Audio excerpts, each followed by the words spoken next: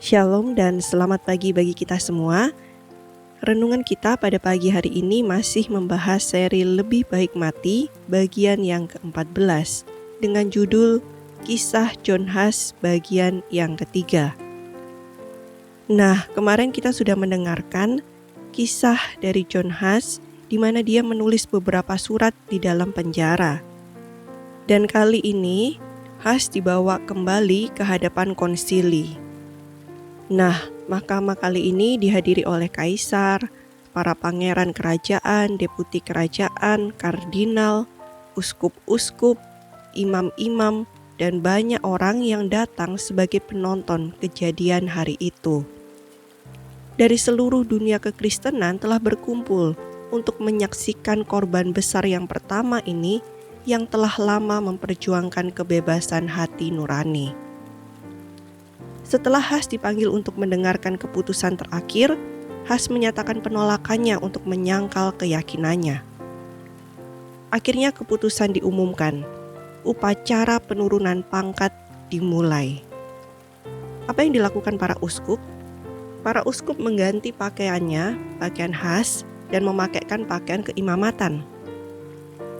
Dan pada waktu ia mengenakan pakaian keimamatan itu, Huss berkata, Tuhan kita Yesus Kristus telah dibungkus dengan kain putih sebagai penghinaan pada waktu Herodes memerintahkan menghadapkannya kepada Pilatus. Dan pada waktu itu sekali lagi Huss diminta untuk menarik kembali pernyataannya. Tetapi ia menjawab sambil berbalik kepada orang banyak. Lalu, kata Huss, dengan muka apa saya harus memandang surga? Bagaimana saya melihat orang banyak itu kepada siapa saya sudah khotbahkan Injil yang sejati? Tidak, kata Huss. Saya lebih menghargai keselamatan mereka daripada tubuh saya yang hina ini, yang sekarang telah diputuskan untuk dibunuh.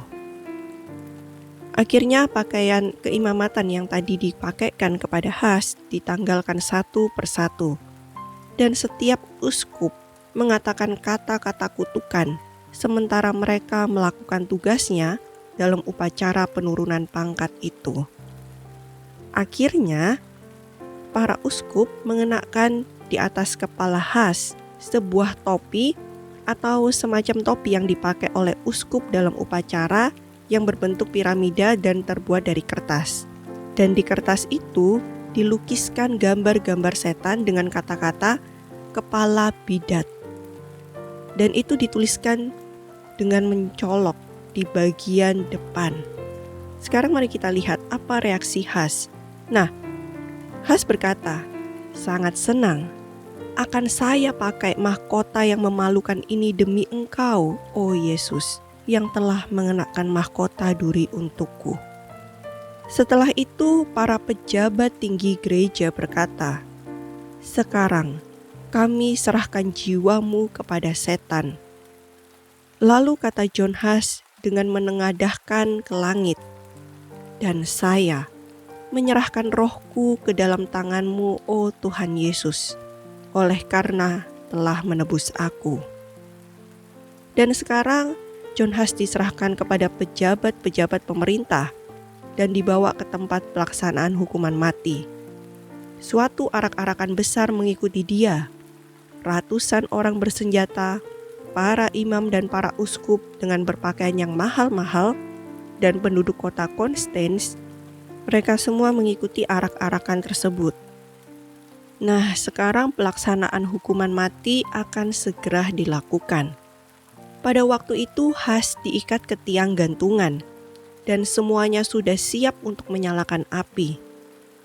Sekali lagi, kali ini John Huss masih dihimbau untuk menyelamatkan dirinya dengan meninggalkan kesalahannya.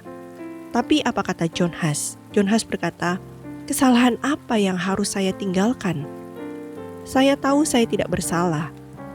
Saya memohon Allah untuk menyaksikan bahwa semua yang saya telah tuliskan dan khotbahkan adalah demi penyelamatan jiwa-jiwa dari dosa dan kebinasaan. Dan oleh sebab itu, dengan sangat senang, saya akan pastikan dengan darahku kebenaran yang telah kutulis dan kukhotbahkan. Inilah jawaban dari Has saat ia dihimbau untuk menyelamatkan dirinya dan tentu saja untuk meninggalkan keyakinannya. Dan tentu saja kita sudah lihat ya, beberapa kali Has diberikan kesempatan untuk meninggalkan keyakinannya, tetapi ia tidak mau. Ia tetap berpegang teguh dan ia lebih memilih untuk mati daripada ia harus meninggalkan kebenaran. Dan akhirnya pelaksanaan hukuman mati kali ini benar-benar dilakukan. John Huss yang sudah ada di tiang gantungan dan api siap dinyalakan. Pada akhirnya api itu dinyalakan. Ketika api menyala di sekelilingnya, apakah kalian tahu apa yang dilakukan oleh John Huss? John Huss mulai menyanyi, "Yesus anak Daud, kasihanilah aku." Dan demikianlah seterusnya ia menyanyi sampai suaranya terdiam untuk selamanya. Sebuah kisah yang begitu luar biasa, bukan? Huss tetap mempertahankan kebenaran. Dan saat ia pun dihukum, ia menyanyi sampai suaranya terdiam untuk selama-lamanya. Setelah tubuh Huss ini seluruhnya hangus terbakar, maka abunya bersama tanah tempat abu itu dikumpulkan dan dibuang ke sungai Rhine, yang kemudian dihanyutkan arus ke laut. Para penganiaya ini membayangkan bahwa mereka telah berhasil membasmi kebenaran yang telah dikhotbahkan Huss. Dan mereka tidak pernah membayangkan bahwa abu jenazah yang dihanyutkan arus ke laut itu akan menjadi benih yang tersebar ke seluruh negeri di dunia ini. Dan bahwa negeri yang belum diketahui itu akan memberikan buah-buah yang limpah sebagai saksi kebenaran. Huss tidak ada lagi, tetapi kebenaran yang diperjuangkannya dengan kematiannya tidak akan pernah binasa. Teladan iman dan ketetapan hatinya akan mendorong banyak orang untuk berdiri teguh demi kebenaran dalam menghadapi siksaan dan kematian. Kematiannya telah membeberkan kepada seluruh dunia tentang kekejaman pengkhianatan Roma. Musuh-musuh kebenaran, meskipun mereka tidak menyadarinya, telah memajukan kebenaran itu yang dengan sia-sia mereka berusaha memusnahkannya.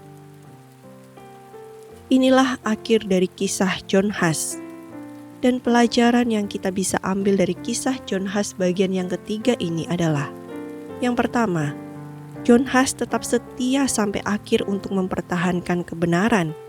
Ia tidak goyah dengan keyakinannya, walaupun ada beberapa kali ia diberikan kesempatan untuk bisa menyelamatkan dirinya, tetapi ia lebih memilih mati daripada ia harus menyangkal keyakinannya, menyangkal kebenaran firman Tuhan.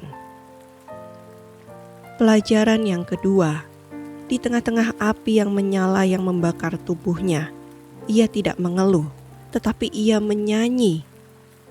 Begitu pula dengan kisah dari Paulus dan Silas, yang mana saat kakinya dibelenggu di penjara, mereka berdoa dan menyanyikan pujian kepada Allah. Kisahnya ada di dalam Kisah Para Rasul, pasal yang ke-16 ayat yang ke-23 sampai yang ke-25. Dan dari sini kita belajar, saat kita nanti akan mengalami hukuman karena kebenaran, ingatlah untuk tidak mengutuki Allah ataupun bersungut-sungut, tetapi berdoalah dan nyanyikan pujian kepada Allah. Pelajaran yang ketiga yang kita bisa dapatkan adalah kematian John Huss ini menjadi benih-benih yang pada akhirnya memberikan buah yang limpah.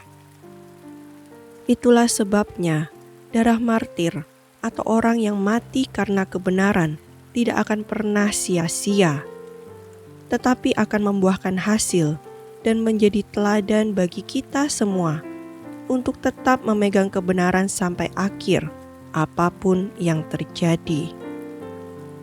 Pelajaran yang keempat, Kita tahu hasil akhir dari kisah John Huss ini berbeda dengan Hananya, Misael, dan Asarya yang bisa selamat dari perapian. Tetapi di dalam mengikuti Tuhan, apapun hasil akhirnya nanti, tetaplah mempertahankan kebenaran. Ingatlah apa yang dikatakan oleh ketiga pemuda Ibrani di dalam Daniel pasal 3 ayat 17-18.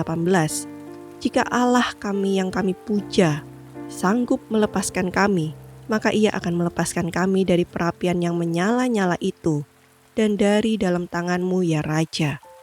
Tetapi seandainya tidak, hendaklah Tuanku mengetahui ya Raja, bahwa kami tidak akan memuja dewa Tuanku dan tidak akan menyembah patung emas yang Tuanku dirikan itu. Artinya, jika Tuhan sanggup melepaskan, Dia akan melepaskan, tetapi kalaupun tidak, mereka tetap akan mempertahankan kebenaran. Jadi, apapun yang menjadi keputusan Allah bagi kita, entah kita bisa selamat dari hukuman yang dunia berikan kepada kita atau tidak, kita harus tetap setia kepada Tuhan. Karena ada satu reward, satu upah bagi kita yang tetap setia, dan ini sudah pasti. Bagi orang yang tetap setia kepada Tuhan, memegang kebenaran sampai akhir hidupnya.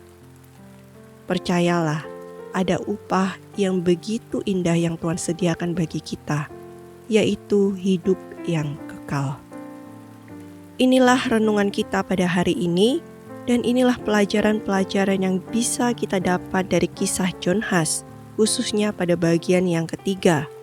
Dan saya yakin, masing-masing dari kita tentu saja memiliki pelajaran yang kita bisa ambil, mulai dari kisah John Huss bagian yang pertama hingga yang terakhir ini.